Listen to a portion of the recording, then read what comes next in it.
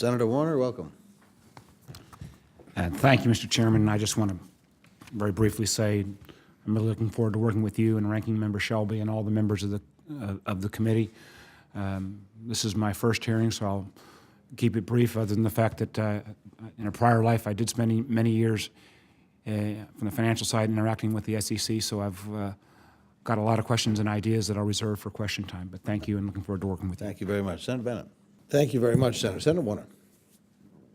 Thank you, Mr. Chairman. Schapiro, I've got two broad-based questions, and if you could respond to both, I'd appreciate. I share Senator Shelby and Senator Reed's concerns that you've voiced as well, that some of these new tools that have developed, the credit default swaps, hedge funds, failure to have any regulatory oversight on those new tools. You made mention in your early opening comments some of the migration taking place from some folks from the broker-dealer coverage to the financial advisory coverage. How do we get, and with your comments as well about the stovepipe regulations, how do we get that broad-based regulatory oversight?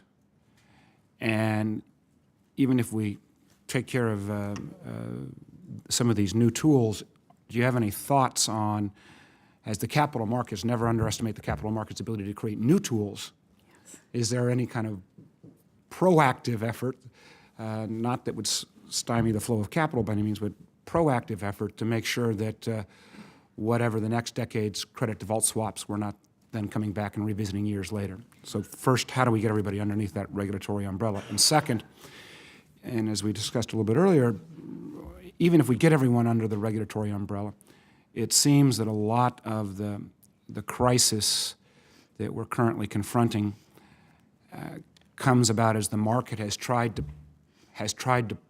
price the credit risk of debt.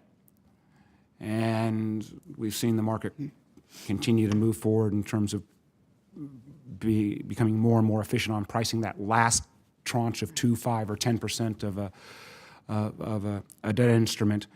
And the question I know we discussed privately was, at some point, is the social utility of pricing that last 2 to 5% worth all of the side bet risks that the system has taken on? And should you be confirmed, even if we've got these entities within some types of regulatory oversight, is regulation and transparency enough? Or in some cases, do we actually have to look at bright line prohibitions on some of these tools? Very good question. I think the way we bring all of these products and institutions under the regulatory umbrella is by having an approach that has us look at what's systemically important that needs to be under the purview of a regulator that has the authority and the capability to assess the risks in the system and deal with those through capital, leverage limitations, and other sorts of requirements. And then I think the other way we do it is, at the same time, we look at the business conduct. We look from the perspective of the investor, what's being sold, what's being offered, and how is the investor being protected in that process, so that we stop worrying about who has responsibility for mortgages versus securities versus derivatives versus some other instrument, and insurance, for example, and we start to think from the perspective of the investor across the broad panoply of products that may be offered to them that has an investment component or a financial component. How do we protect the investor? And I think by approaching it from both of those directions, a systemic protection direction and an investor or business conduct protection direction, we can probably cover the universe. Does that mean proactively looking at new products? Would that be your screen in terms of I think as the market creates new products that we can't envision today? You'd look at it from that kind of... It has to have that. That has to be a component of it, because we'll always fight the last war if we don't look proactively at products as they're being developed before they're introduced. Do they have systemic implications? What happens in a downturn? What happens if interest rates go through the roof? What does that product have the potential to do to our financial institutions? And at the same time, what do those products have the potential to do, good or ill, for investors who are being sold them? I think innovation has been a tremendous hallmark of our markets, and I think it's important that we preserve that.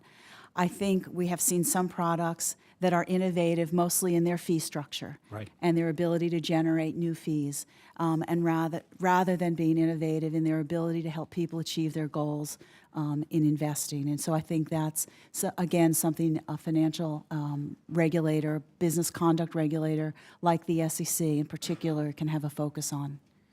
So as you get them within that regulatory umbrella, and I think you've now touched on my second point,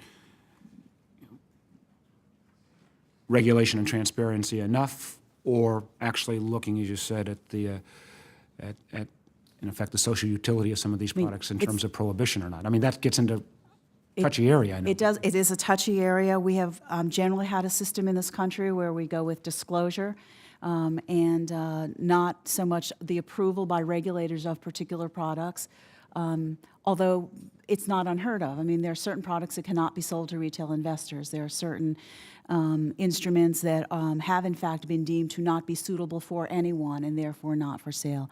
To expand that approach would be different. I think it's worth exploring. Thank you.